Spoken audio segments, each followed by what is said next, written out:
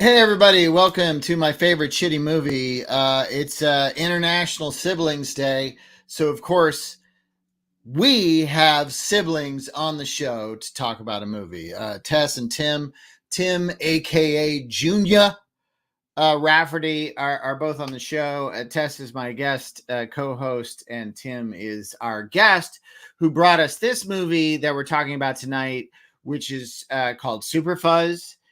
In some markets, in some territories, it's also called Super Snooper, depending on where you live. And of course, Der Super Cop, if you live, in Germany, I guess.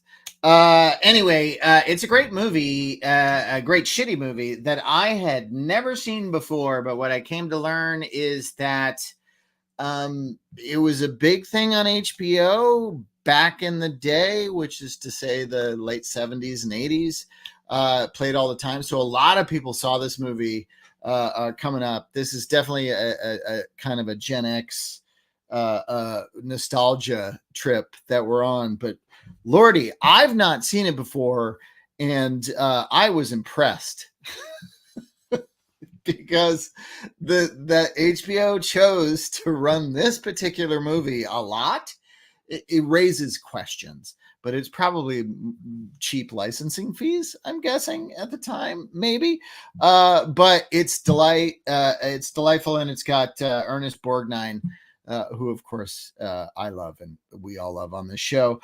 In addition to our guests, of course, we have our sponsor, Magic Mind. It's a mental performance shot, which I am doing at the beginning of each show that they're sponsoring, because I want to have good mental acuity. So here I go. It's delicious. It's a good beverage. It's not too sweet, but a little sweet. And then it's got a little kick to it. I like it. And I'm already feeling my mental acuity getting so much better. And while I'm selling you things, I have a couple other things to talk about. Tracy Mercer, who is normally my co-host on this show, the great Tracy Mercer, and she's off in Ireland making a movie that's a sci-fi movie with that lady from Monster Hunter and Resident Evil and all that stuff. She's over there, so she can't do the show. But she has this book. She's a contributor to this book. And Stephen Peros made me aware that there is a kind of an election for best monster or best horror book that's nonfiction. Here, I'll put a ticker on it. Here it is. There it is.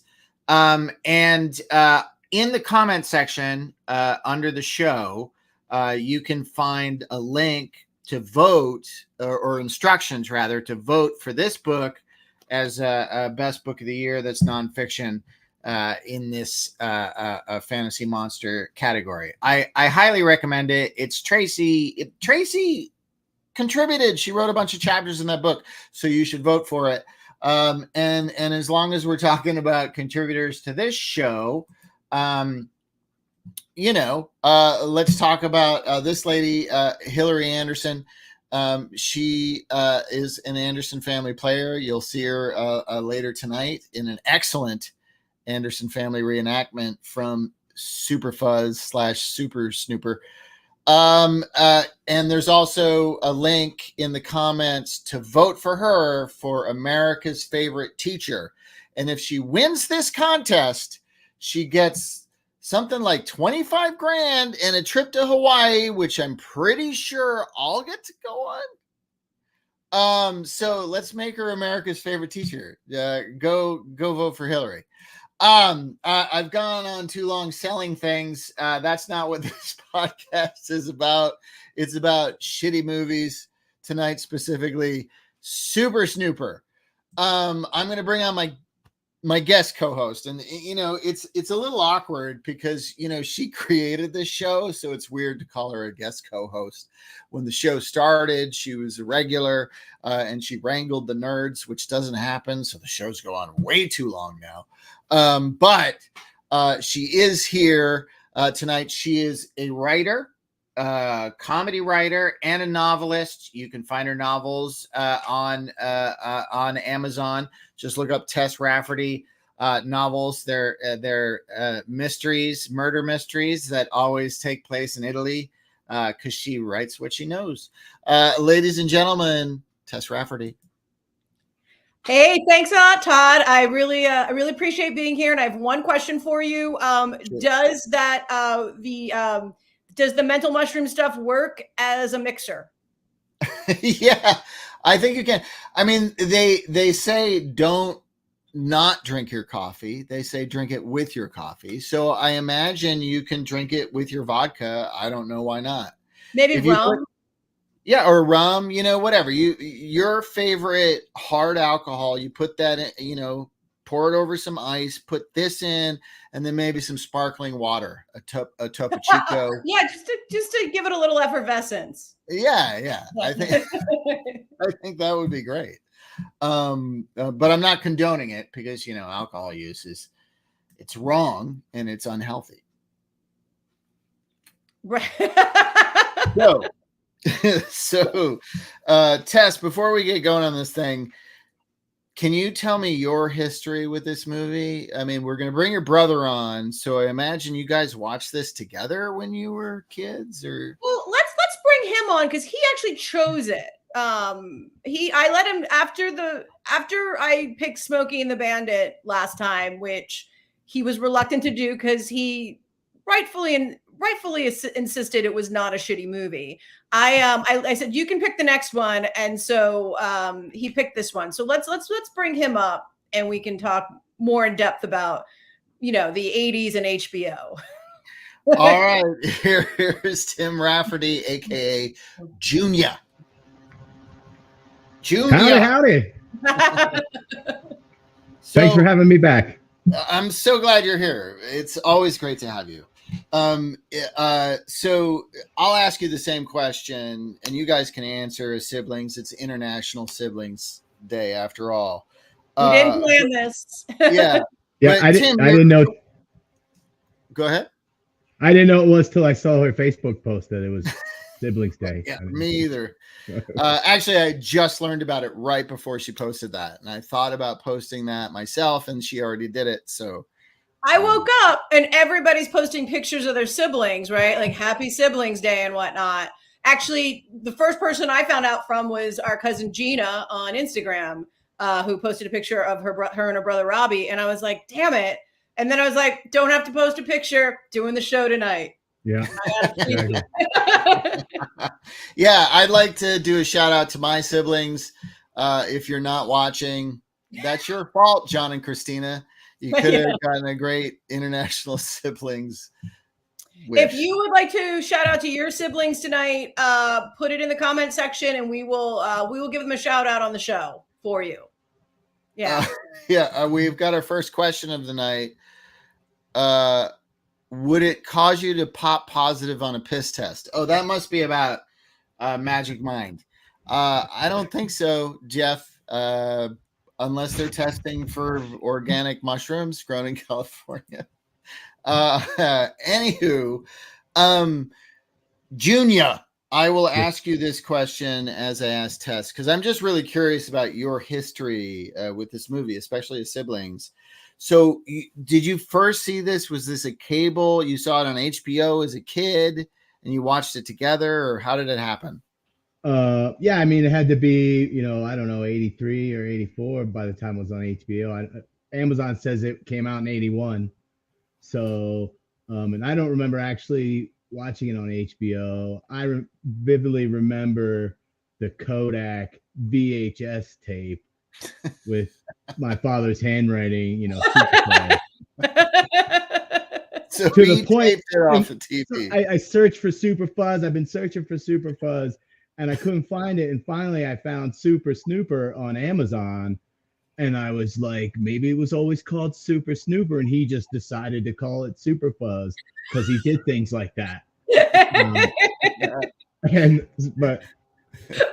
It's a much better title. He wasn't wrong. It's funny. If you go on IMDb, it's called Super Fuzz. Right. If you Okay. put in Super Snooper, you'll get Super Fuzz. But if you go on Amazon Prime, as you learned, if you put in Super Fuzz, you get Super Snooper. So it really did have different titles in all these different markets, but it was the same movie. And Right. I love it as it exists, regardless of what the opening title says. The Amazon one is this thing, Super Snooper, with a weird, like it's like Atari 2600 graphics or Or something. like the metallic face thing that you know, those things they sell at Sharper Image where you put your hand and all the pins come out where your Oh hand, yeah. Or kind of like a 3D image without the glasses. without anything. This this movie was done for $5 and a plate of cocaine. It was, and so I do remember this on HBO, but only in the sense that I know I've seen a lot of parts of this. I might have seen the whole thing in its totality, but I never saw it start to finish. Right. You saw it in bits. You've probably seen the whole thing. I get it. Yeah. You've only ever seen it in bits. I mean, it was my first time. I didn't have a cable in my hometown, so I didn't get to see things like Super Fuzz because I couldn't get at the HBO. But watching it now, I mean, and the Amazon Prime version, by the way, and I apologize for the photos that I have because they look very bad, but that's because the transfer of the movie on Amazon looks bad, and I'm taking photos off my TV. It looks like this movie looks like on Amazon that it was transferred from a reflection in a puddle. It looks like absolute garbage. And I know because I've seen I linked on Facebook today to the trailer for Super Fuzz as being called Super Fuzz. And that trailer is actually in high def and it looks really good. And I'm like, well, where is that? There's got, I mean, I don't know if it's on Blu-ray or not, but there's got to be a high def, but there's that I could Criterion Collection version. Yeah, Super Snooper. Well, so I have to tell you, I have to just blurt this out. One of the many reasons I'm so glad we chose this movie, partially because you've never seen it. I love to stump Todd, but I started trying to do a deep dive on this movie, and the director and co-writer is a huge spaghetti Western guy. He was the guy who did the original Django. Like, so this is, he starts out in spaghetti Westerns and he was lauded and people said like he had the most violent movies ever for the time, but he was really well respected. And that's why Terrence Hill has this really funny accent, is because he's Italian. His name's like Mario Giotti, and like all the spaghetti Western actors would choose American sounding names. So later, after spaghetti Westerns fell out of favor, he would go do comedies with this other guy, Bud Spencer, also Italian, and they would do these dumb comedies. He's Italian? I thought he was like Italian. Dutch or like German, like his accent. He's half German. His mother's German. He's still alive and with us to this day, and he has triple citizenship: United States, Italy, and Germany. I really like my deep dives. Oh, so that's why Terrence Hill sounds sometimes like he's Italian and sometimes like he's American and sometimes like he's a bona fide German Nazi. Yeah. Hey, Sarge. Sarge. It was so confusing to me. I was like, where is he supposed to be from? I don't know. I love that you picked this movie, because even though it's a shitty movie, we're still talking about Italy. There you go. It gets you. It's your thing, Tess. Music was done by this group La Bionda, which was two Italian brothers, Michele and Carmela, and they were like this big premier disco band in Italy in the 70s. My dramaturgy. All right, I want you guys. I mean, imagining. because I'm imagining you guys as kids watching this together on a Kodak, a VHS tape that was recorded by your dad, and you're watching it. You're taking it seriously. I think as a kid you would on some level. You might not be. I mean, I don't know. Maybe you guys were super advanced and you were like, "Oh, this is camp," and you were Mystery Science Theater 3000 the shit out of it, or maybe you were taking it in. Which one was it? I'm a huge fan of Mystery Science Theater 3000, by the way. Like that when Comedy Central first came out, that show was awesome. Yeah, it was the Loved best. it. Yeah. I don't know. You know, I figured I was like 8. I took it serious. You know, I was probably 8 or whatever. Yeah. And what 8-year-old boy or kid, boy or girl, doesn't want to have superpowers? Oh yeah, Yeah. there's so much of that, but like this movie's fantasy elements are so boy centric that I think it takes it down some kind of weirdly dark paths inadvertently. But all right, so imagining that you guys are 8 and you've watched this movie together, and then you're on the schoolyard, you know, the next day, and you want to tell your friends about this awesome super cop movie that you saw, and you tell them the narrative. So imagining that, what happens in this movie? Tell me what happens in this movie. Well, like all good children's comedies, it starts on death row. That's true. That's where the most famous quotable line comes from. It's like one of the first scenes. I've still, even before I had revisited this movie recently, I remembered that line, you know, my whole life, where it's like, by the time lunchtime rolls around, you're going to be having dinner with honking number 1. I've always remembered that line. That's stuck in my brain for whatever reason. Meaning God. Yeah. There's so much. Number 1. There's so much that gets set up before we actually see our hero eating beans. Yeah. I didn't realize the other joke was in there when he's eating like 13 plates of beans, and the guard's like, "You could get champagne. We're authorized to give you champagne." And he's like, "No, that gives me gas." Yeah, that's totally a cringe dad joke. He's got all the beans, but champagne gives him gas. And that's when I realized, like, at first I thought, so the bean thing is gonna be a thing because they're making a big deal out of it. But then the fart joke, and I was like, oh, that's why they were doing it. It wasn't it's like Popeye eating spinach. It's just he likes beans. But the movie starts with this newscaster saying this cop is on death row, and then this lady pulls up.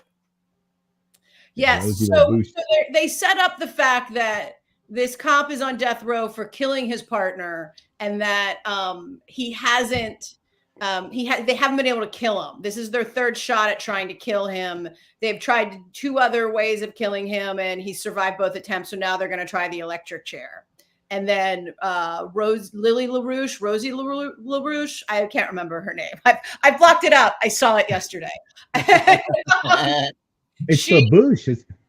LaBouche? Oh, yeah. It's LaBouche. LaBouche. We'll call her Ms. LaBouche. I got it Rosie wrong. LaBouche. She shows up at the penitentiary and demands to be let in like it's Studio 54. Right, yeah. What the? She's literally like, the governor put me on the list. It makes no sense. Yeah. Already. Here she is at the gates.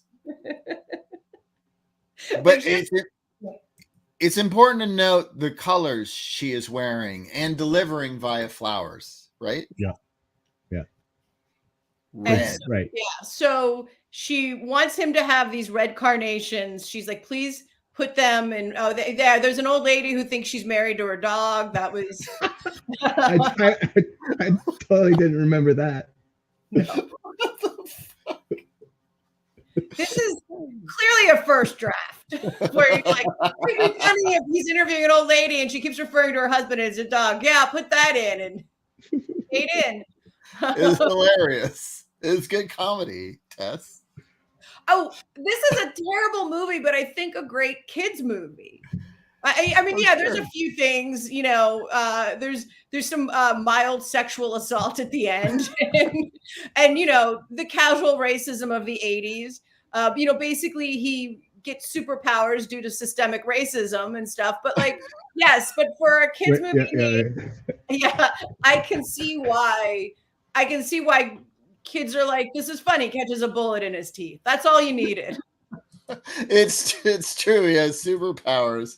It doesn't matter that he eats beans. Here he is walking to death row. He looks so like peaceful and happy. He knows everything's going to be fine.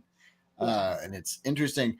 So I'm going to show you a sequence of photos, a couple photos, and tell me, because this is the whole thing that gives him superpowers. So so they're doing a rocket experiment again over tribal land, and they are acting as if they have this very, there they are, the true blue Americans that they are. Yes, they refer to them as true blue Americans, and which is so problematic. But they're basically shooting this thing called red plutonium up into space.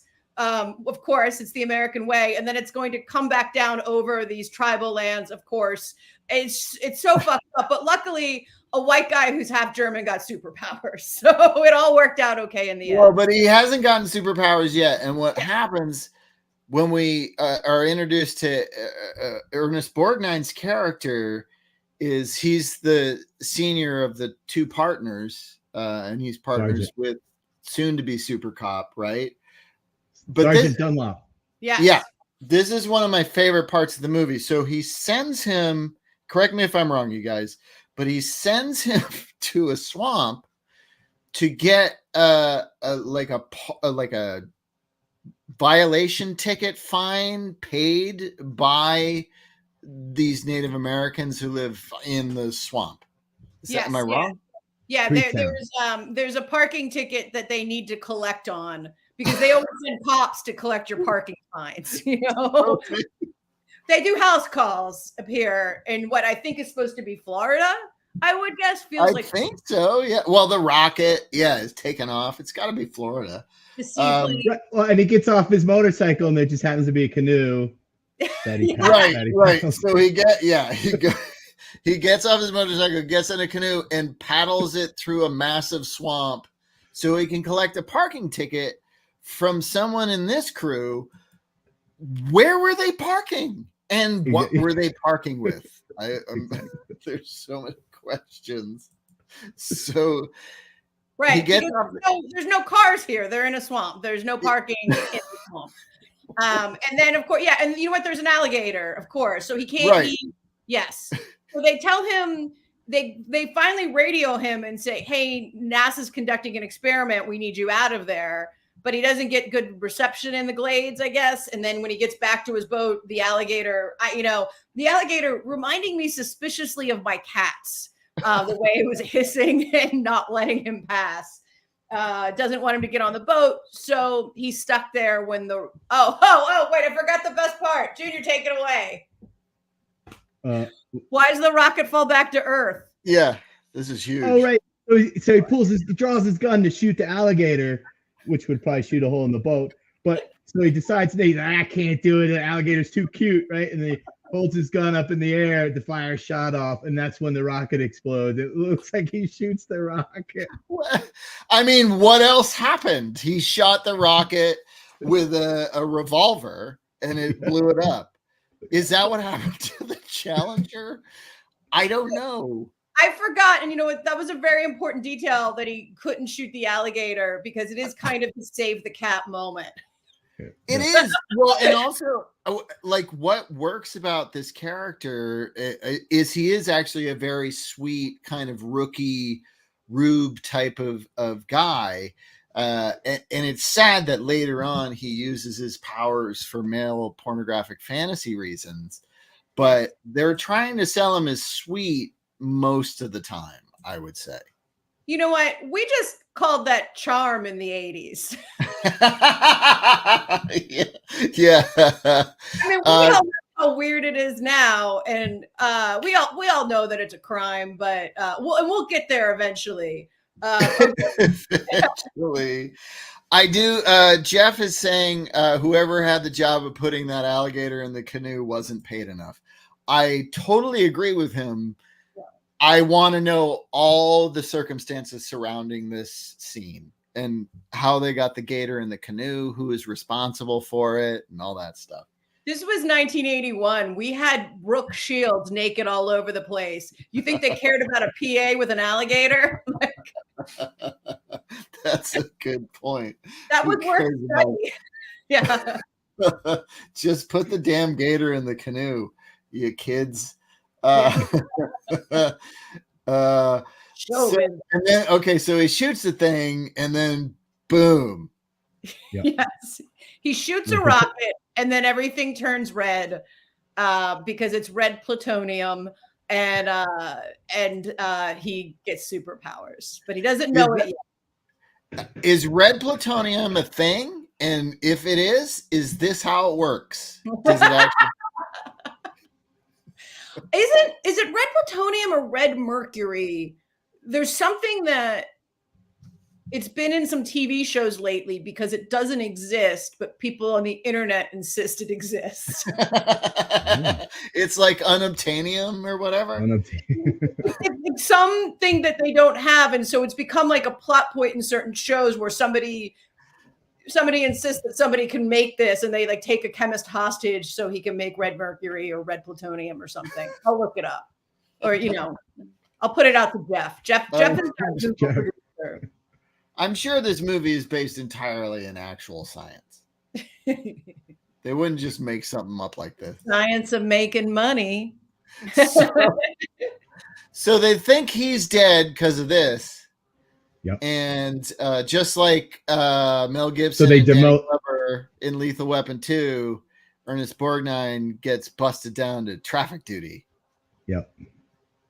Or is it Lethal Weapon 3? I can't remember. Whatever it was. I don't remember.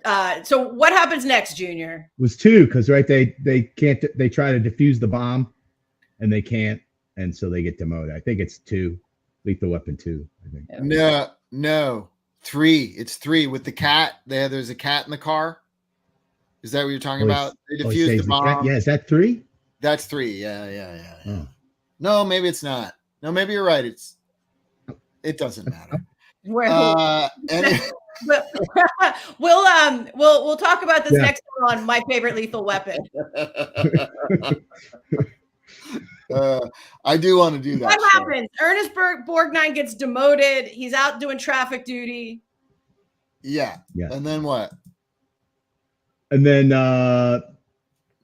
Officer Speed pulls up on his motorcycle. He's like, "Yep, hey Sarge." Sarge.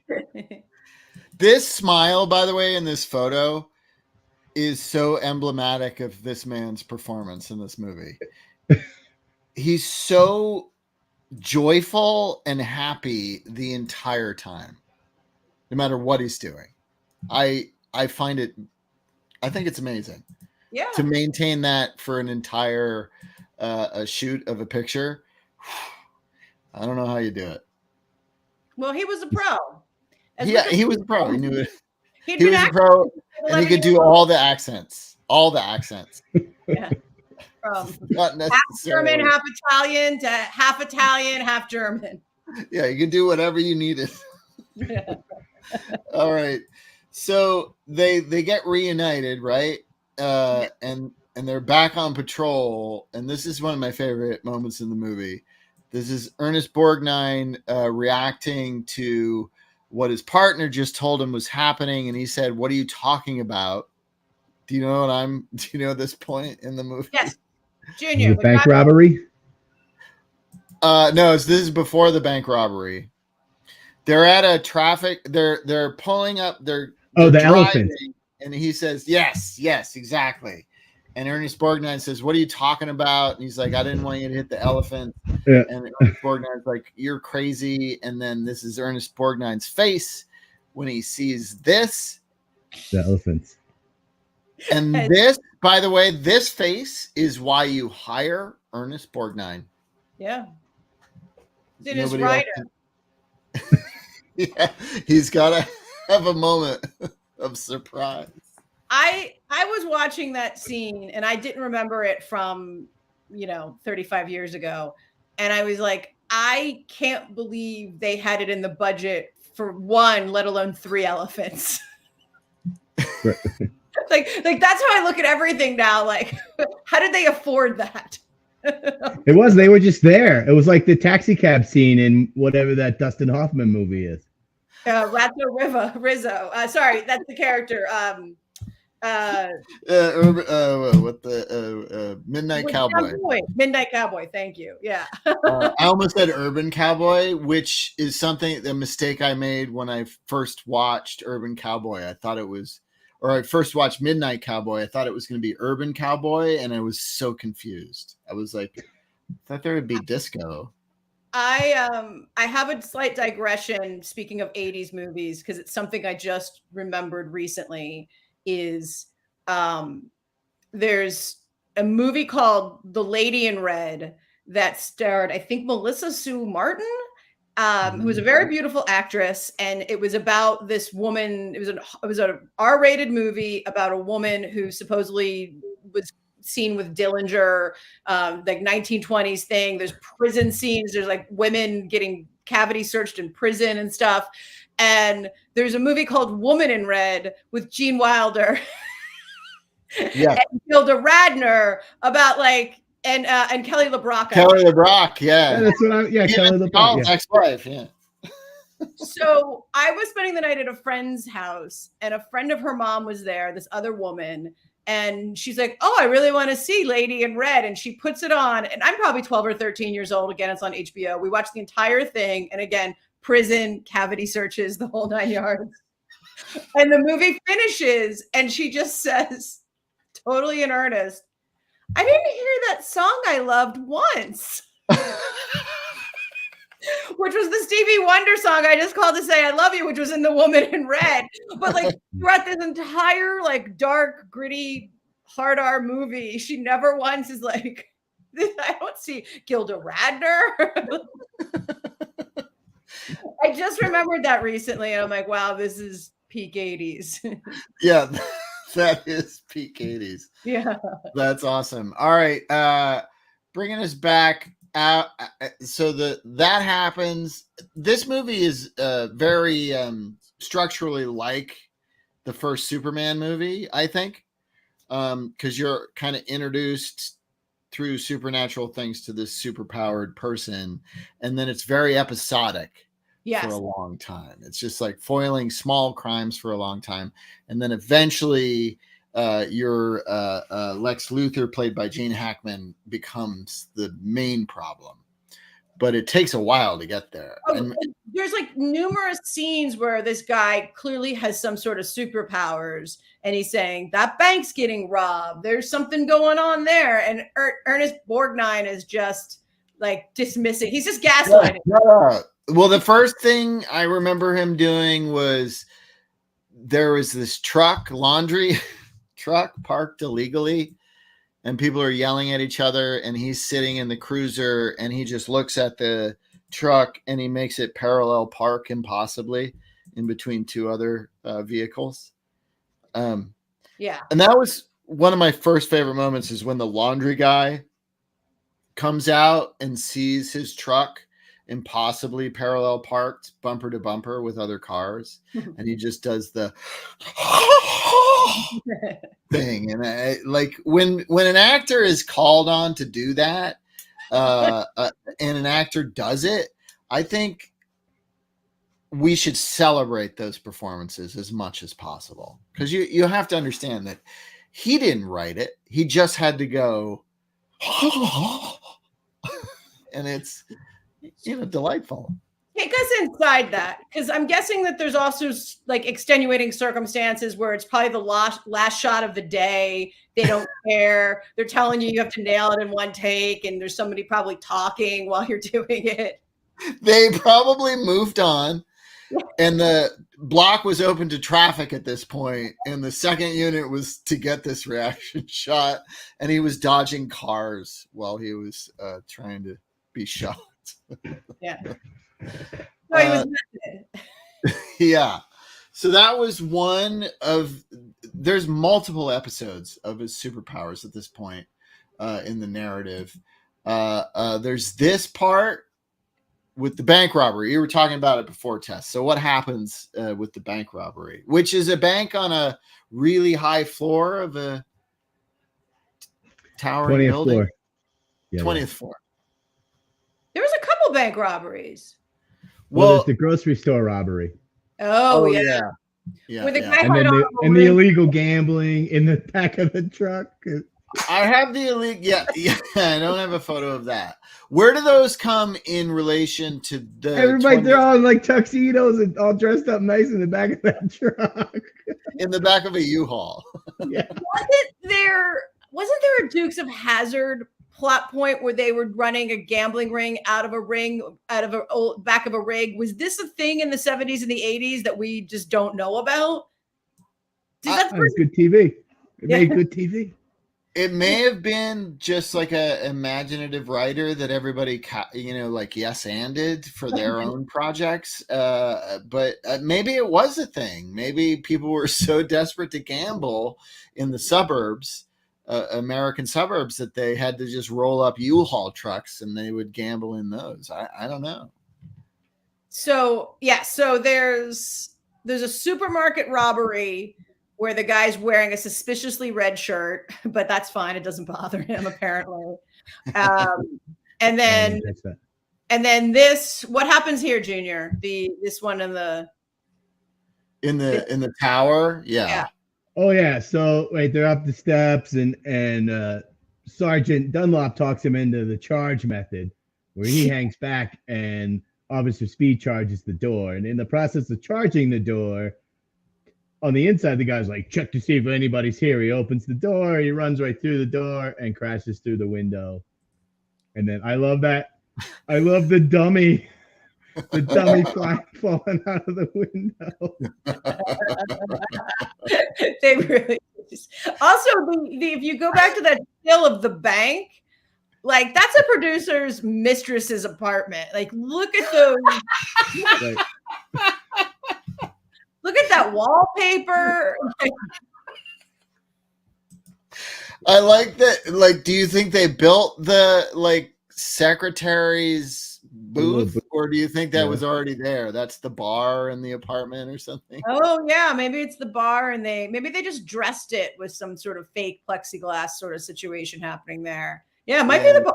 That's a good call, but like clearly the door, they've got a prop door for him to kick in. Oh wait. They think he punches through it later, right? He punches later. Yeah. He goes through. It's like a classic old bit where you go to run into the door and they open it, and your force is so strong you break through something else. In this case, a window. It's a classic physical comedy bit. It's Charlie Brown and this football, really, when you think about it. Yeah, you're right. That's exactly what it is. Used in the Looney Tunes. They all the cartoons did it. Here's the truck with the people who are getting it just what's the lady in the tights? Is she like a waitress or is that just a dress? No, I think you're right. Good. You're right. That's a waitress. They spent a lot of money on that background, I guess. Or those were just human trafficked people who they had in a truck and put them in the movie. I don't know. But you're right. Gambling in there must be very uncomfortable, especially if you're wearing a tux, because there's no ventilation.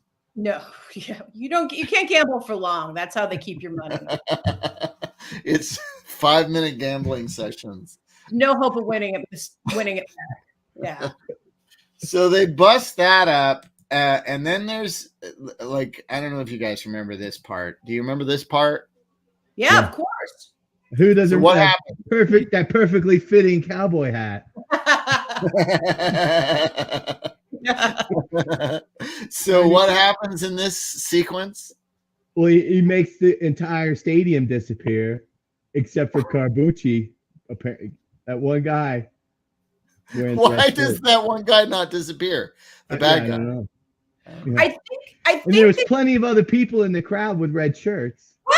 Right? Like they're just like, yeah, no, nobody fact checked this movie. Nobody looked for plot holes. It was he's with his girlfriend. He's like, I wish we were alone. And it's like, well, then don't go to a football game. And then he bewitches whatever he has to do, like, the wiggles his nose or whatever. I mean, there's no end to like this guy's powers, by the way. He's got superhuman strength. He can look through any solid object. He can make people disappear. He can do anything with his superpower. He uses the force to make things float to, he can move things with his mind.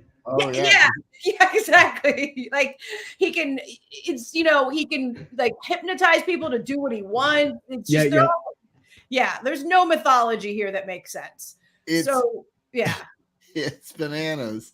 But Junior is right about the bad guy being there, so he follows him out, right? And they get into a showdown. Well, he sees him sitting over across the stadium with the red shirt, so he loses his power. The crowd comes back, and the guy with the red shirt steals the lady's purse, and he sees him stealing the purse, so he chases him. And he says to his date, "I'm sorry, there's some business I got to take care of." Yeah. And he runs off, and he gets in a showdown somewhere backstage of the stadium. And what happens? Well, he tackles him outside in the parking lot.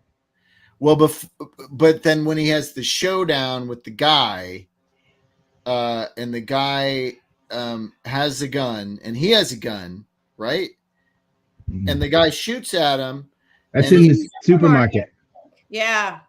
That's in the supermarket? Oh, yeah. Okay. Yeah. Supermarket. So that happens, and then there's the supermarket. All right. So it's it's the guy. He chases the guy in the supermarket. One of the guys robbing it. He chases him into the back room, and the guy starts shooting. Catches the bullets in the gun. He catches the bullets in the gun. He catches a bullet in his teeth too. Yeah, there's him.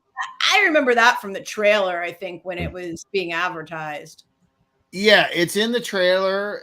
Also, I just love the smoke of whatever they put smoke. It was smoking, the bullet smoking. I thought that was a great touch because normally people just catch a bullet and there's no smoke, but this movie had smoke, which I love.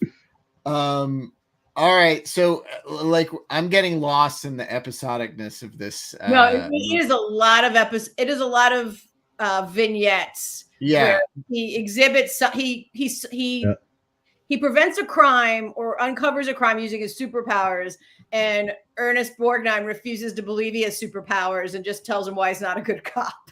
And meanwhile, this guy's skating to retirement on the back of this guy with his superpowers. So. He could be a little nicer about it. Yeah, Ernest Borgnine's cop is definitely in the drop program. I love how they couldn't even make up a name for the town. It was just city police. Well, they didn't want to offend anyone. So he, you mentioned Jedi mind tricks. This is one with the coffee floating. Yep, using the force to get the coffee. Yeah. And then later, like how long after this is he on the beach with his girlfriend? Oh yeah, with the beach ball. Is that like the next scene with the kids in the beach ball? I think so, yeah. So what happened? What happens? Well, they're on the beach and she's like, I'm gonna put my bathing suit. I want to go swimming. He's like, I don't know how to swim. I grew up in the mountains. And then she's like, I'm gonna go change anyway. I'll teach you. He's like, okay. And then there's kids playing with the beach ball, and he decides to kind of play keep away with them with his mind.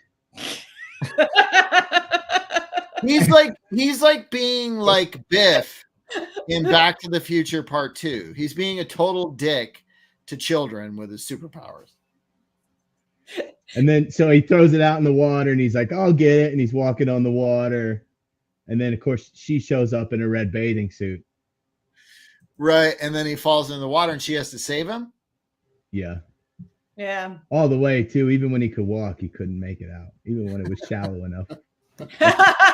Oh yeah, He was so that made him drown. And like, there's a little girl going, "Give him mouth to mouth." Yeah. And then right, and then he wakes up and turns it into a romantic kiss, and the little girl's reaction is, yeah. So I knew that was going to happen. That was her reaction. Yeah. So happy about what is a crime, most likely. And then we go to a shot that is also in the trailer, which I really like, where he's standing in front of a cabinet with John Wayne on it. I never understood what he was making either. It's like whipped cream, but he's putting eggs. What's he making? A meringue? I think you're right. I think he's making a lemon meringue pie.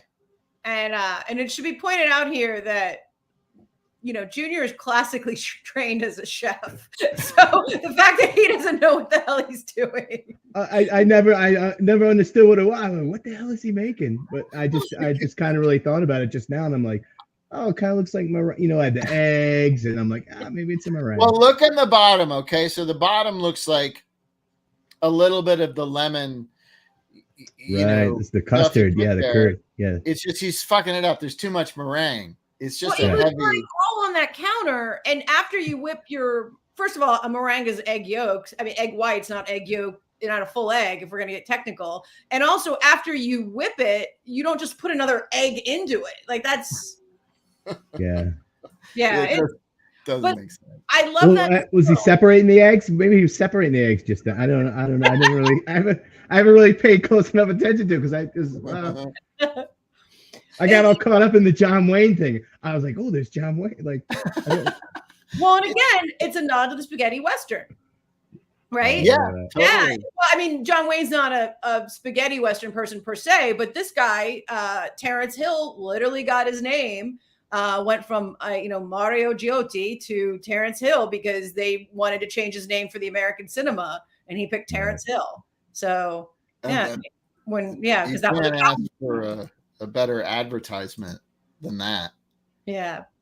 But I agree. I don't know. Yeah, he sits down. How does he wind up like this now? Oh. All right. So he's making the meringue. Sarge calls. He tells him to come down to the precinct, gives him 5 minutes. He shows up right away.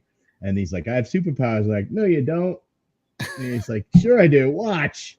He jumps out the window and he sees red and he breaks all his bones. Lands on that. And he lands on Sylvia. I think it's Sylvius's car. Yeah. Right. The dog ventriloquist guy. Yeah. There's this rando character of Sylvius who is a magician and a dog breeder, and also maybe was a guy who voiced a dog character in the 40s in cinema. It's not clear. He might have done all these things, and he also owes money to the mob, which is run by Tony Torpedo. Yeah, Torpedo. Right. Who was Felix from the Bond movies, right? Right. The early ones, yeah. Yeah. Wait, are you talking about that guy? No. That's the guy who tells him where he can find Sylvius. There's Sylvius, who is the guy who sees him. He sees him performing some of his stunts when they go right and when they fail. And then there's Tony Torpedo. Right. Who he's really the big bad. And we don't, that's Paradise Alley. Yeah. Well, how do these guys figure it? That's Paradise Alley and his cohorts. Yeah, he's Torpedo's henchman. They're Torpedo's henchmen. Right. And Super Cop fucks with him a lot. It puts him in a dog cage and then makes them dance like birds. There's a lot of Stooges stuff that goes on where he has them all slapping each other, like the three of them. There's a lot of Stooges shenanigans. Tony Torpedo is the big bad in this, and we kind of see him throughout, but we really don't get into him until at least halfway through the movie. Yeah, that's him. and he's running a counterfeiting ring. And his girlfriend is Rosie LaBouche, Lily LaBouche. What's her name? Rosie LaBouche. Rosie LaBouche is the girlfriend's name, and she's coming to town wherever in Florida this town is. She's a Hollywood actress who's this guy's, his mall, and Super Fuzz is trying to uncover his counterfeiting ring, so he wants Super Fuzz out of the picture. At some point, they become nemesises. Which makes sense. He needs a nemesis. All right, so here's Borgnine yelling at him at the track. They go to the dog track. Yeah. Why did they go to the dog track? I can't remember. I honestly can't remember. Because it was right near where they were filming. Yeah, that makes sense. I remember the dogs racing. The director had a gambling problem. Yeah. There's a lot of places where you can lay a bet in this, this football game. Why are we here? Gambling at a casino on wheels. There's a lot of gambling in this movie. People have problems. But after the dog track, another one of my favorite sequences is like a car chase scene, right? They're chasing each other after the race, and a few of them, and they're when he's running. Yeah, they're chasing this guy. That's Silvius. Yeah, you're right. He owes Torpedo money. Right. Torpedo bought what he thought was a talking chihuahua from Silvius, and then, but Silvius, because he's witnessed the Super Fuzz do things successfully and unsuccessfully, Super Fuzz becomes convinced that Silvius can tell him why sometimes he has superpowers and sometimes he doesn't. So as Silvius is running for his life, Super Fuzz tracks him down and says, "Why do I sometimes have superpowers and sometimes I don't?" Right. And he tracks him down by running after and catching up to his car, right? Right. And then they have a conversation through the window about that. You mentioned you mentioned how it's like this first Superman movie, and I gotta say the high speed running in Super Fuzz is way better than the high speed running in the first Superman movie. And effects. They had 3 years to perfect it there between 1978 and 1981. All right, so that happens, and then, I mean, correct me if I'm missing something, but then we're in this scene. Yeah, so after he runs along Silvius's car, he sees that the side of the building's red, and he loses his power. And he crashes into the building. And then he realizes that, oh, it's red. That's how I lose my power. Red plutonium, red, the same color. So now he's up in the ceiling waiting for Sarge and his niece to show up. Out of context, this looks like two people finding someone who's killed themselves. You're not wrong. That's not the case. He has superpowers, so he's floating. It's a strangely dark movie. Yeah. So he explains the red shit, right, with this scarf. Yeah, he has to bring a scarf because he's got nothing else red in the house. He's like, "Did you bring it?" And it's just a red scarf. And then he does, now he knows how to float too. Apparently he can fly now. And so he does something amazing, and then they show him red and he can't do it. And they do that a couple of times. Just, like the kids, there's small children watching this going, "We get it. It's red." The kids at home have been like, "Yes, we know it's red." Why can't you figure it out, Mikhail? Yeah. It's like me in The First Omen. Yes, she's the one who's pregnant with the Antichrist. Why are you taking so long to tell us that? We all know it. All know it. We figured it out. So after this moment, though, there's an important moment that I have a clip of, if you guys would like to see it. Oh, heck yeah, I've been waiting. Also, we have someone joining us for the first time, Kenny Lauderdale. And Oh, wow. you want to know, is this about weird movies? Kenny, we call it my favorite shitty movie because this is about movies that you love in spite of all their B-movie glory. So we're talking about Super Fuzz tonight. And we're about to do what is an Anderson family reenactment. Exactly. And it's a reenactment of this scene after Ernest Borgnine leaves, where the relationship is called into question. There's relationship drama. Here we go. Oh, right. Evelyn, what's the matter? It's your superpower. I mean, I don't know if I'll ever get used to them. I love you, but I want you the way you were. Come on, Evelyn. Think positive. I can wash the dishes, do the laundry, make the beds, chop the vegetables, all just by thinking about it. Imagine you'll be marrying a walking, talking, domestic appliance. Batteries included. Oh, great. A human Cuisinart. If you want to be serious, you can find me at home. Freeze.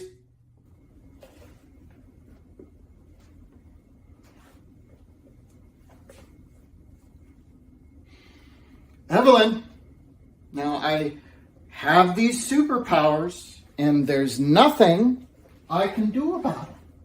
But you know what? I like them.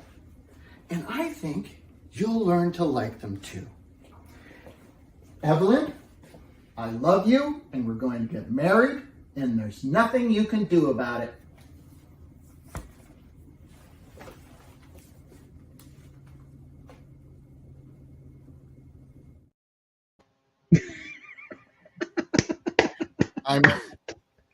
I'm pretty sure that this is the scene that spawned a whole subgenre of free internet pornography. I'm telling you right now, it's a thing. Free. It's so just so if you are like Kenny and tuning in for the first time, we used to show actual clips and Facebook started shutting us down.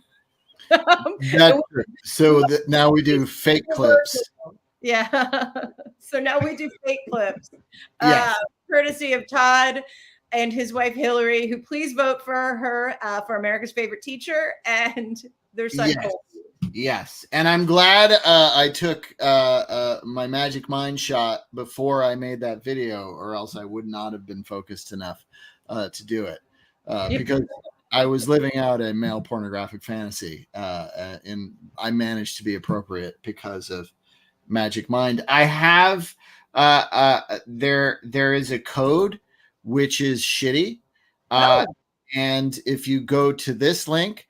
magicmind.com/SHTTY movie, and you do that code, you will get 20% off your first order of Magic Mind. And then you too can make Anderson family reenactments. What more could you ask for?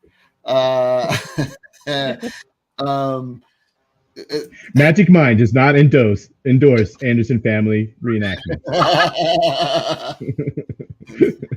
They just sponsor them. That's all.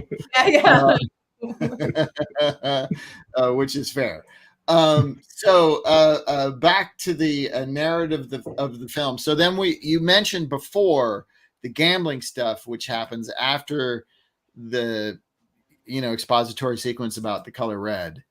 And there's this moment, and then more gambling. I think they play craps or something. And then it's the dice. Oh yeah, yeah, the dice scene. Yeah, where he rolls the dice, it's got 7 dots. I was trying to figure out. I rewound that. I went back again. I was like, why? How did he win that? What? Like, no, like, is that another dot? Did he add another dot to the dice? Well, it's also the same dice. Like if it were loaded dice and they were using one set of dice the whole time, I would understand why those guys won. But everybody's using the same dice, so how come how come the guys who are obviously cheating are winning, but the other guy who's playing against them isn't? Like, whatever. I'm sorry. I won't try to logic. We're so far beyond the pale of logic here. It doesn't make any sense. I apologize. I was digressing. That's totally fair. I'm going to jump us from that like episodic stuff where he's breaking into the bad guy's lair and he figures out that they're correct me if I'm wrong. He figures out they're putting their counterfeit money inside of fish. Mm-hmm. Yes. Well, yeah, they figure that out in the room, right, during the floating. Right. So and so then he gets a helicopter, right? Super Cop. I don't know why he needs a helicopter because he can fly. Well, you got to remember first they go see Rosie perform, and Officer Speed hypnotizes Ernest Borgnine to be able to dance like Fred Astaire. So because he's always he goes, Rosie. He goes and he dances, right, exactly. He's in love with Rosie LaBouche. So Sergeant Dunlop goes and dances with Rosie, and basically he's so, under her spell, he tells her that he's got superpowers except when he sees red. So now she knows his weakness. And then he goes and he learns that they're printing it on the boat. He goes and meets with Torpedo, and Torpedo's like, "You're never going to get me to tell you everything that I'm just going to," and then he just tells him anyway. And it's unclear at this point if it's because he's controlling his mind, if Officer Speed, Super Fuzz, is controlling Torpedo's mind, or if Torpedo is telling him everything as part of the setup, because then, Officer... Okay, it's unclear. Super Fuzz and Officer Dunlop, who's Ernest Borgnine, go to the torpedo boat where they're, counterfeiting the Barracuda. Yeah. Thank you. And they go. It's important to note though that they take a helicopter. That it looks like they borrowed it from the set of MASH, but he can fly. So why does I don't know? Because cocaine. They loved their helicopter shots in this movie. Like seriously, there's like 5 minutes at a time where I'm just hearing helicopter noise and nothing's happening in this movie. And that must have been hard in Sherman Oaks because you hear helicopters all the time circling. So it's been triggering. Plus, he throws the platform out of the helicopter, and then he climbs down the rope. All right. So, and then Super Cop takes off because he thinks everything's fine. Ernest Borgnine's gonna take care of everything, but then he gets caught by the bad guys immediately and put into a deep freeze. Yeah, freezer. Is that where they keep the fish and the money? Fake money in the freezer? Well, it's definitely where you keep the fish. Yeah. And Ernest Borgnine. But while that's happening, Super Cop gets arrested. Why? What happens?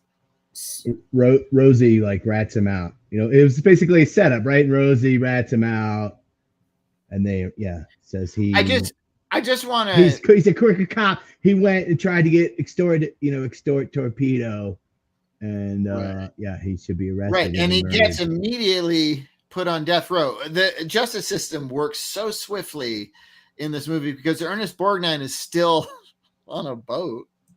Well, they sink the boat, so he's in the freezer, frozen underwater now, right. I guess. And I mean, it should have been a long trial. He's frozen the whole time, Because so Rosie says he's really a bad guy, and he goes back and says, "Hey, Sarge is on the boat with the evidence. We need to go get him." And she's like, "Don't believe him. There's no boat. There's no counterfeiting, and they've sunk the boat." So somehow that works out to be a murder charge for Super Fuzz, that he in fact killed his partner and exploded the boat or sunk the boat to hide the evidence. And look, it's Florida. That'll get you death row. Yeah, I mean, they totally forgot, right? No body, no crime. I mean, yeah, they're like, so, I mean, am I to believe this is taking place over years? So Ernest Borgnine is frozen in a ship freezer that somehow hasn't taken on water, underwater in the sunken ship. Like, how long does it take? How long is the period between Borgnine freezing and the death row sentence being carried out? Because it just, in the movie's running time, it happens very quickly. But am I supposed to believe it's taken years? Or, well, I mean, in America, you can, for a death row case, yes, it'll take you 2 decades to exhaust the appeal system. But I don't. Again, it was written, by Italian gentlemen, so well, I don't know. there. Again, over a plate of cocaine. So I don't know if you guys have ever seen the movie Shocker or House 3, aka the horror show, but this movie has a scene that both of them have, which is this. Is the photo coming up for you guys? Because I'm not. Oh, there it is. Yep. So He's in the chair. He's in the chair. He gets the chair, but it turns out to be no big deal. So what happens is now we're back to the opening sequence, right? Now we're back to present day. Mm-hmm. They're going to try to execute him for the 3rd time. Rosie LaBouche has brought him red flowers, which of course they bring into the room with him because that's what prisons do. And and she does, because she wants red there so that he won't be able to use his superpowers and evade death. And he asks for gum. Yes. Right. That's so important. The beans have been forgotten about. It's all about gum at this point. Yeah. He asks for gum, which he puts in his pocket, and he tells the priest he's going to save for later, and he gets the priest to take the flowers out. And then somehow he reverses the charge on the electric chair. Yeah, so everybody in the room watching, they get, I don't know, electrocuted, or they get shocked or something, or he kills everybody. That's the important thing. We're not asking. You never see them die, right? No, but you assume they're dead. But they're all no good because they wanted to kill him in the first place. So, in addition to being a classically trained chef, my brother's also a classically trained electrician. So please tell us, how much voltage do you need going through your body to kill you? Oh, it's only like a half an amp. Stop your heart. Okay. All right. They're probably dead. But what if you have superpowers? Oh, if I had superpowers, that would be great. They didn't teach him that. Junior's a lot of classically trained things. He's a classically trained musician, a classically trained chef, a classically trained electrician, Finnish carpenter as well as a not what's the opposite of a Finnish carpenter? Dutch. When you can build a house, like when you can frame and not just Swedish. Swedish. Okay. All right. Let's get back. Just a frame or a framing. Yeah, framer. Yeah, framer. Framer. Yes. Yeah. So anyway, he gets out of there, and then he goes to rescue Ernest Borgnine at the bottom of the sea, and this happens. I was kind of fast forwarding through because I was getting close to 6. This is in the trailer too. It's a bullet point in the. Does he ask for directions? Yes, now he can talk to fish. Now he's fucking Aquaman, right? Like. He asked for directions, right? I kind of. No, he flies out of the prison, right? He hasn't used the gum yet, or has he? When he flies out of the prison, no, he just breaks through the wall. No, he flies out and talks to fish to find Ernest Borgnine. Yes, and then he finds the boat and he goes into the boat. I mean, we could all be sitting here watching this movie for as long as. but why? You're right. He blows a bubble, and that bubble saves Ernest Borgnine, right? Yeah, So they float out of the water in it. And before this Because happens, his breath is lighter than air. Yeah. Yes. He Right. has helium breath. Yes. Look, Bill Nye did not consult on this movie. I want to show this to Neil deGrasse Tyson and see. No, he would probably die watching it. Because yeah. He thinks if he makes this big balloon with bubble gum that'll float up in the air, but he can fly, so I don't even know why he needs to do this at all. It would be better if he had eaten the beans and the farts had jet propelled him into the air. You would think his super strength would be enough to just lift Ernest Borgnine and fly away, but I think maybe he was hedging his bets and going with the helium breath balloon just in case he wasn't quite strong enough to lift. That's my best theory. Yeah. That's all I have. So they're floating around the city, and the lady that Ernest Borgnine is in love with, what's her name again? Rosie LaBouche. LaBouche is ready to take off to Cuba. That's where she says she's going, Cuba, right? And she can fly a plane. Yes, she can fly a plane, and she says to Torpedo, we're going to Cuba. And he's like, I don't understand the language. And she says, that's why we're going. Which I thought was actually a pretty good joke.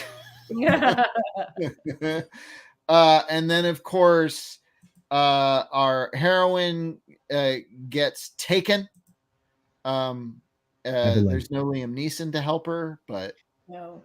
But there is Super Fuzz, so she's taken aboard the plane, and Super Fuzz comes back to Earth, and of course stops the plane. He gets tripped up because apparently there's a red boa. But at this point, we're at the end of the movie, and we just want him to save the girl and let this thing be over with. Right, exactly. I just want to point out this moment where he uses a comedian's finger phone to actually communicate with authorities. I really like that.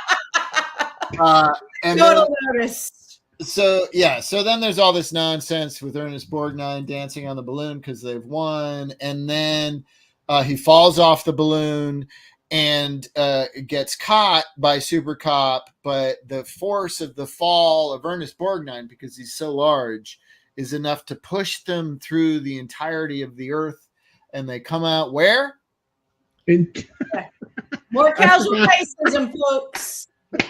Cue the gong. They come out in China. Like, they literally use the 80s favorite, like, go-to racist joke, the gong. And they come out in China. Well, it's not their fault. John Hughes started it. I think John Hughes did it after this, technically, but yes. But it, it's. And then you think, okay, well, so John Hughes got it from Super Fuzz. John Hughes stole his racism from Super Fuzz. He stole it all. And he stole the racism and the sexual assault. Like, Super Fuzz walked so 16 Candles could fly. Yes. That's such an influential movie. So true. He got all his problematic stuff from the spaghetti. I gotta get this name. Oh, Sergio Corbucci is the name of the director who also co-wrote. And yes, but you think it's over, still not over yet. No. Poor ending. You think it's enough to just do the hilarious "we got to China" joke through the middle of the Earth, but no, there's more motifs and a wedding. This is so Jeannie Francis when Luke and Laura got married on General Hospital. I can't stand it. Like, this whole thing that's happening here. But he literally tells her nothing sums up marriage like she's not sure if she can live with his quirks. And he says, you'll get used to them. she's not sure if she can live with his powers. And he's like, you'll get used to them. And it's so defeated already. But does she have to? No, she doesn't, because she dyed her hair red. Oh, I forgot. Which is weirdly empowering. You know, it's well, at least it's, you're not going to get to rape me by hypnosis anymore. I will marry you, but my hair's going to be red. But I'm going to draw the line here. Yeah. Some boundaries. Also, this still is so funny to me. His face, it's like Mr. Bean was doing this movie the whole time. That face. I just can't deal with it. It's great. All right, let's do final thoughts, and then we'll do our ending segments. Let's start with Tess, my guest co-host. Final thoughts on Super Fuzz / Super Snooper / Der Super Cup. I feel like it's movies like this that this show was created for. Yeah, you're right. You know, it's like, yeah, it really is, because is it a good movie? No. Is it a good kids movie? Yes. Is it problematic? Of course. I always think, I feel like one of the definitions of a shitty movie is something where you're like, you can't believe what you're watching. And also a movie that felt like it only got done because of cocaine. And so I feel like this really hits a lot of the buttons, and it's, you know, it's goofy and it's fun. And I like that I like that the filmmakers of this movie have a pedigree, and we're like, well, what else are we going to do? Let's pivot towards the broad comedy. Why not? Here we go. And also a lot of people, you know, it was shown all the time on HBO in the 80s. And so a lot of people have fond memories of it. Yeah, that's definitely the sense I got, is a lot of us saw this on HBO at that time. Tim, what are your final thoughts? Yeah, I mean, definitely a bad movie in terms of like poor production and just like poor scene development, but funny. I don't know. I laugh, and I'm having such a fun just reliving it with y'all. It's funny. I don't know if, you know, I got a weird sense of humor or whatever, but it makes me laugh. There's funny things in it, and like I like how it's almost like a music video where like the music plays a lot of the time, especially during the episodic parts, where it'll be, you know, the Super Snooper theme song blasting, and then it like kind of fades down for the dialogue, and they say a couple lines, and then the music comes back up, and that just kind of makes me laugh. And yeah, that was something. A couple scenes when he does something, they're like super. There's a music video, by the way, on YouTube. A music video tie-in with Super Snooper on YouTube. And La Bionda. Yeah. La Bionda was, again, I really just kind of leaned into everything that was Italian about this movie. And La Bionda La Bionda was the last name of the two brothers, Michele and Carmelo, who were Italy's like premier disco group in the 70s. So the Oceans? What? The Oceans? The Oceans? No. It was Michele and Carmelo La Bionda. That was their last name. Okay, right. So they wrote the song. Then it was arranged by, I wrote this down, let me see. Yeah. Arranged by Charlie Richanek, and then performed by the Oceans.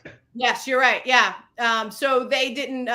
So they probably weren't in the music video then. The music was by La Bionda, which I saw. Yeah, I think it's just footage from the movie. It's mostly what the music video is. Quick question: would you let your son see this? Yeah. Would I? It's appropriate. Well, your son's 18; he can see whatever he wants. But Junior, would you let Angus see this? How old is he? He's 12. Okay. Yeah. Yeah, it's like I mean, 12 like I said, I feel like I was, 8. I mean, Oh yeah, there's lots of absolutely. But we were latchkey kids. We had no supervision. right. And to, If I had known about this I mean, movie, there's no real there's no nudity, there's no right. There wasn't any real foul I was just language. I think when we talked about Smokey and the Bandit, you were, or maybe it was the Adam Sandler. There was one of them where you're like, I don't know if he's, or I watched it because I watched it, but like I just was interested, like where the what you thought about it, that for how appropriate it was. Right. Because I don't know. Yeah, no. I don't, and I thought so. We you mentioned Superman. Here we go, Superman again, the original Superman, 1978. We recently watched that. And the beginning scene when Krypton blows up, and just all of the special effects were just of the time and poor. They're not very good, right? And I thought for sure he'd be like this, being growing up in the times where he is. I thought that he would be like, this movie sucks. These graphics are terrible. And he watched the whole movie. I fell asleep. I mean, he watched all of Superman. So you did that the first time we watched it too. Yeah. I remember man, he's up to he's like a 12-year-old college student. Man, he's up to 1 a.m. sleeps until 11. Like, oh wow! And I tell him, I tell him, and like, man, when I was your age, I couldn't stay up to watch the ball drop on New Year's Eve. No, but you were always a late riser. They had to change. Sorry, it is Siblings Day, so I will have this one. Anecdote. They had to change your kindergarten class to afternoon because you refused to get out of bed in the morning. Like all the neighborhood kids were in the carpool where they all went to AM kindergarten, and you were like, hell no. Right. So they had to move you to afternoon because there was like one too many times of you just refusing to get out of bed. So yeah, I guess you like your like 12 to 15 hours of sleep. Well, that explains a lot about Angus too, then I guess. Yeah, so he's definitely got your genes, at least in the morning. So I'm sorry, that was a sibling anecdote there in honor of siblings. That's great. I'm all for 15 hours of sleep. I think that's the right choice. And I just to wrap up the conversation about Super Snooper. Thanks, you guys, for bringing this to me, and I never would have watched it otherwise. And I thought it was entirely delightful, so stupid, and so much fun. I don't know. It's one of those kind of you're right, Tess. It's the exact kind of movie for the show because it's magically bad. Like there's something about it. It's like when you see Mary Poppins for the first time and you're like into the magic of Mary Poppins, like that's the way I felt watching this movie now as a 52-year-old man. I was like, this is magic. It's cinematic magic. You won't find a movie like this now ever. The worst movies now are nothing like this. No, they're just bad. It's very special. Yeah. Very special. Well, I was wondering, were they using like cheap film or cheap cameras, or just because like the picture quality? I mean, I feel like movies of that time had better resolution or whatever. For sure. But the thing that's on Amazon, like when I wasn't joking when I said I think it's transferred from a reflection in a puddle. I think it's like they had an old VHS master, and it may not have been a master. It may have been someone's actual just VHS copy of this movie they taped off of cable television that they're putting on YouTube now. But I have seen there are trailers on YouTube that are high def. So there is a high def version of this movie out there. It's just not super accessible streaming wise to us in the United States. I bet in Germany not there's yet. a high def transfer, Der Super Cop. It's and there was an option to rent it. So I imagine though if you rented it, it probably would have looked better. But well, I mean, it's entirely possible, but being in pan and scan movies myself that have only been available, like watch the trailer. before you buy or rent, because like I saw they had Blood of Heroes, which is a movie with Rutger Hauer and Joan Chen that I really like, from the early 90s. It's like a sci-fi sports movie. And the only way I've ever been able to see it is pan and scan VHS quality. And they had it on Amazon, and I was like, oh, no way. It's like a high. And then I looked at the trailer, and I was like, it looks just like the crappy VHS tape I have. So just, check it out before you purchase it. That said, let's do this. Let's do our ending segments real fast and wrap the show up. I'm going to start with this one, which is called the Indie Effect. And this is a segment designed by a friend of the show, John Keating. And it's about unnecessary characters in movies. The idea being that Indiana Jones, a lot of people say that Indiana Jones and Raiders of the Lost Ark wasn't really necessary to the narrative. It would have happened as it happened anyway without him. I don't 100% agree with that, because he did have the right staff of Ra thing, and he found out where they were digging. And granted, that was handing the Ark to the Nazis ultimately, but if he hadn't have done that, then they wouldn't have brought the Ark. Anyway, the point is, this is about unnecessary characters that don't affect the narrative at all. And I'm the only guy who picked one for this, so I'm going to show you my choice, which is as the drunk in the movie Earthquake. He's credited as Walter Matashunaskeski. I don't know how you pronounce that. The only reason he's in that movie is to be drunk at a bar and then sort of dance around when the earthquake happens. He's an extra. Walter Matthau is an extra, unnecessary. Can we pull the last name again? Can you pull that still back up again? Yeah. Can you say it? That's my favorite Philip Glass composition. Not you. That's a Koyaanisqatsi reference. Machuchansky-asky. Yeah. Machuchansky-asky. Yeah. Anyway. Machuchansky-asky. Koyaanisqatsi. Sorry. Anyway, he's an unnecessary character to the narrative, but he does make watching Earthquake worth it if you've not seen it. Just his seconds on camera. All right, so let's do this now. It's a thing we call Be Bad or Be Best. And both Tess and I, Tim, are going to tell you titles of movies, and you can decide whether they're so bad nobody should watch them, or they're so bad it's awesome and everyone should see it. The title? Just the title or the actual movie? The movie. If you've not seen the movie, it's entirely okay. You can judge the movie according to the art you're seeing, according to the title, according to what you know. If you haven't seen it, it's fine. We want you to judge it regardless. Okay. I'll start, if that's okay. Because of Super Fuzz, I went with Super Troopers 2, a Broken Lizard movie. It's a sequel to Super Troopers, which is sort of a cult comedy that a lot of people like. I obviously like Super Troopers because I have Super Troopers 2 on fucking Blu-ray. We'll start with our guest, Tim. Super Troopers 2, Be Bad or Be Best? What do you think? Right meow?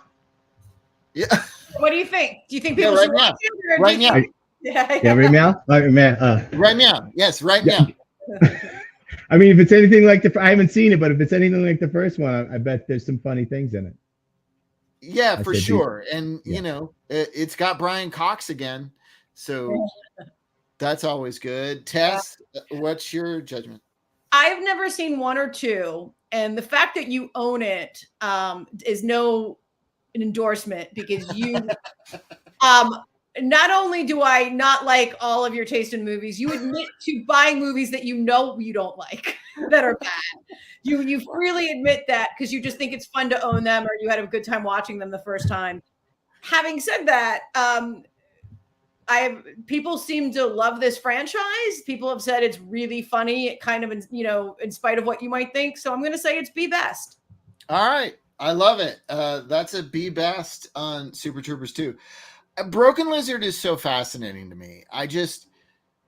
This is a group of unfamous guys who are in a college comedy troupe together who somehow frequently get these indie comedies funded. And they're real hit or miss as far as comedic elements, but I just am sort of in awe of them getting these things made.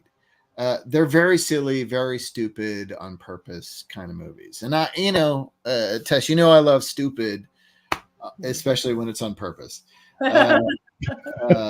So yeah, I for me it's a B best too, but I like these things. Meow and later. It doesn't matter what time. Here is that's the thing from the movie where instead of saying now, he says meow. Oh, so, since you haven't seen the movie, it's Jim Gaffigan, both movies. That's Jim Gaffigan? Yeah, it's Jim Gaffigan. They pull over and they're like, "Do you know how fast you were going, meow?" And he's like, "Why do you keep saying meow?" And they're like, "We're not saying meow, meow." Oh, I didn't realize that was Gaffigan in the car. Yeah, it's Gaffigan in both movies. He comes back for Super Troopers 2. Here's Tess's movie. I can't wait for you to explain this. Only You with Marissa Tomei and recent Academy Award winner Robert Downey Jr. They're both Academy Award winners. Both Academy Award winners in the supporting category, of course. So Todd, why don't you go first? Be bad or be best? I mean, I'm looking at it, and I've not seen it because I'm not a like romantic comedy, romantic fantasy, romantic drama kind of guy. Like unless this and you'll have to tell me, but unless this like tips the scale into so ridiculously dumb that I might enjoy it. I mean, it looks like a B bad to me. It looks interminable, judging by this poster and all the talent involved. Junior, what do you think? Be bad or be best? I'm definitely a Robert Downey Jr. fan, all the way back to the Weird Science and Back to School days, for sure. Yeah. That's what he does in Weird Science. I don't know where he came up with that, but it makes me laugh so hard every time I see it. And Marissa Tomei's cool. But yeah, I mean the romantic. You were right on both. Is she in a fountain? She's in a wedding dress in a fountain. Yes. And the fountain's like tipping. So it sounds like you're like a B best. That's a B best for you. Yeah. So it's a B bad, B best. Stars. Tess, tell me why I'm wrong. Okay, so I'm not going to tell you you're wrong. So yes, Junior, you were right. Marissa Tomei is very cool. Robert Downey Jr. I mostly like him. I have to just hate on principle anything associated with Oppenheimer, but it's fine. He was charming up until that point. This is a movie, I believe it's early 90s. I only saw it recently in the last year or two. A lot of people I know online had like very fond memories of it. And so one night we were like, sure, we'll watch a 90s romantic comedy with these two very great, charismatic actors who we love, and it's so bad. It's like, it really is. I don't even remember the whole plot, but it's something that when Marissa Tomei is very young, a psychic tells her that she's going to, the man of her dreams, her soulmate, is going to be given this name, has this certain name. And then, so she believes she's always supposed to meet him like well into adulthood when she should know better. And so she flies to Rome, and Robert Downey Jr. pretends he's this guy and he's not. And I don't know, Fisher Stevens plays her brother. It's not good, any of it. It's a B. What ethnicity is Fisher Stevens playing in this film? I guess I don't know. Is she playing Italian? I don't know. No, not Tomei, Fisher Stevens. Yes, but he's her brother, so that's why I'm trying to. Oh, okay. So yeah, maybe does he have an Italian accent at least? I blocked it out. Like this is literally what I remember about it. Is what I've just told you. For me, the only thing that matters about Fisher Stevens is his performances in the Short Circuit franchise. That's why I'm asking about his accent work in this film. Is he the other guy in Short Circuit? Yeah, he's the Indian guy in Short Yeah. Circuit, but Fisher Stevens is not Indian. Well, it turns out when you date Michelle Pfeiffer, people will let a lot of things slide. People do not remember your problematic performances in Short Circuit 1 and 2. They'll be like, that guy once got Michelle Pfeiffer. That's totally fair. Yeah. Respect to Fisher Stevens. I love Fisher Stevens. And I don't think his acting was bad in Short Circuit. I just think conceptually it was completely inappropriate and problematic. Yeah, very racist. But delightful film, and the robot is delightful. We've done that movie on this show.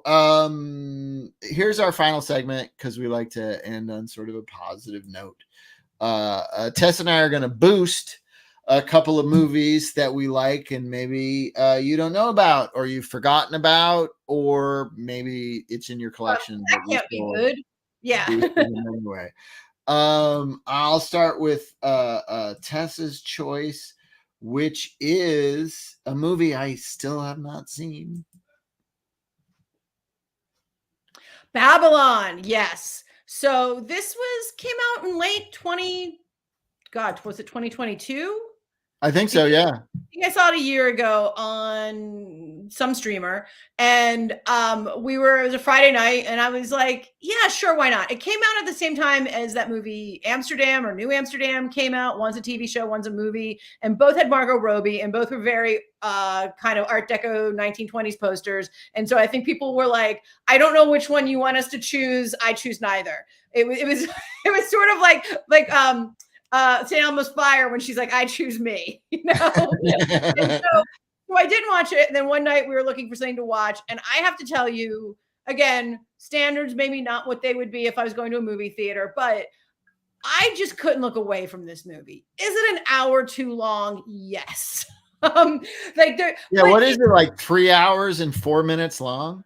It's over 3 hours, and it just had me hooked. The opening scene very subtly combines two of my favorite jokes about working in show business, I think, in my opinion, or one's about show business and one can be applied to show business. And then the next scene is this just decadent party in Hollywood in the 1920s. This movie talks about, it's also sort of relevant, right? Because it talks about the advent, or what will become the advent, of talking pictures, much like Singing in the Rain. Unlike Singing in the Rain, there's also a lot of orgies in this film. So the opening scene is just this party, like ongoing party shot. And it's got just a gorgeous jazz score.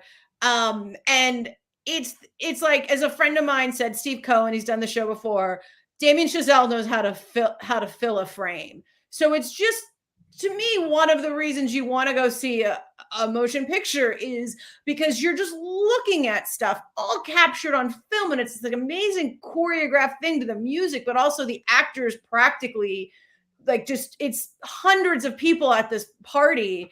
And your characters are coming and going and all this stuff's happening. And I was just like, I don't know. I make people watch the first 20 minutes over and over. I'm like, if you don't want to keep watching, but watch the first 20 minutes. And that's how I'm going to sell that. So. All right. I'm going to watch it. Fuck it. With the next 3 hours I have, which is probably tomorrow morning, after the family goes off to school and work, I'll watch Babylon. But also, give it 30 minutes. If you don't like it, you don't like it. And again, there was scenes in it that I watched that who knows, when I watch it next time, I might like better. But also I was like, yeah, you probably could have cut this sequence and this would have been a movie that more people would have seen, but everybody's. Well, I mean, the beauty of streaming a movie when it's the first time you watch it is, if you get tired of it after a half hour, but you're still curious about it, you can go back to it. Yeah. And I enjoy that. I watch a lot of movies in 20-minute increments. When I have like 20 minutes before the family shows up, I'll watch something. Maybe I'll go Babylon. I like the sound of it. I would be derelict in my duties if I did not boost this movie, considering that we were talking about a movie called Super Fuzz. This is a movie that I am in throughout its running time. It's called Fuzz Track City. You can get it on Amazon. You can rent it. You can buy it digitally. You can buy a physical copy. I highly recommend it. Have either of you guys seen this movie? No, we need to do a viewing party of this, Todd. Yeah, you got to watch this movie. It's All excellent. Right. It's like a neo-noir comedy thing with absolutely no budget, and it's entertaining. So yeah, I challenge you to watch this low-budget movie. It's very fun. All right, you guys, this has been great. Just want to remind you at the end of the show to click on the link, get your Magic Mind beverage, and your mental performance will increase and your stress levels will go down. You too can work far with your mind after that. Yeah, yeah, exactly. And and remember to vote for Giant Bee Cinema. There's another link in the comments there. And vote for Hillary as America's favorite teacher. The link is also in the comments for that, because I really want my wife to win $25,000 in a trip to Hawaii. Unselfishly, you guys. It's not, I just want it for her. And she is America's favorite teacher. She is. Like, let's stop. She's my favorite teacher. Let's stop skating around that. All right. Is there anything you guys would like to plug before we sign off? Stuff people should look at? You got any upcoming gigs, Junior, for anyone in the Denver area? You're on mute. Oh, you're muted. You're muted. See if I can. I can't unmute him. Well, he's unmuting himself. I will say, if you go to Amazon, check out the Cat Kelly mystery series. I've got 5 books now, 4 books and a novella, starting with Under the Tuscan Gun. The last one, Dying to Go, just came out in November of last year. Yes. Yes. You keep writing those things. It's amazing. And there's also Recipes for Disaster, right? Recipes for Disaster is my memoir. It's great. Given the hell unleashed on this earth in the last decade or so, I feel ridiculous just talking about dinner parties that went wrong. Junior, you're back. Tell us, are you have any upcoming gigs? So we're at Nissy's, NISSI''S, which is in Lafayette, which is just north of Denver. We're there May 24th. Then we're back up here in the Roaring Fork Valley in Basalt on the 31st. July 6th. 4th of July weekend, July 6th, we're back down at Big B's Orchards in Paonia. And June 21st is, I got a little out of order there chronologically. I apologize. It's late. Strawberry Days in Glenwood Springs, some festivals. And then, of course, the ever fun, the ever popular Alma Fest is July 20th. Awesome. Yeah. So this is Emotional Rescue, which is Emotional Rescue. The Stones Rolling tribute. Stones. Yeah. And where can they find you on Facebook? Do you have a page?